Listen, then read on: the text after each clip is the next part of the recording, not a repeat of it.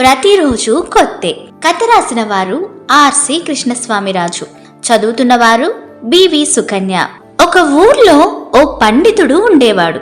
అతడు ప్రతి ఆదివారం పక్కనున్న గ్రామాలకు వెళ్లి గీతాపారాయణం చేసేవాడు. గ్రామస్తులు ఆయన గీతాపారాయణాన్ని ఆసక్తిగా వినేవారు. ఆయన చెప్పే విధానానికి మంత్రముగ్ధులయ్యేవారు.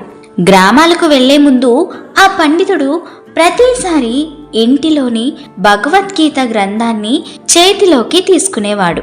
1-2 సార్లు క్షుణ్ణంగా చదివి మరీ గ్రామాలకు వెళ్ళేవాడు. అలా చదవడం చూసిన ఆ పండితుని పుత్రుడు ఆశ్చర్యపోయేవాడు. ఉండబట్టలేక ఒకరోజు పండిత పుత్రుడు, కొన్ని ఏండ్లుగా గీతాపారాయణం చేస్తున్నారు, అందులో ఉన్న శ్లోకాలే కదా ఉన్నాయి, కొత్తవి లేదు కదా, ప్రతిసారి చదివిన శ్లోకాలే చదివి వెళ్ళడం ఎందుకు అని ప్రశ్నించాడు.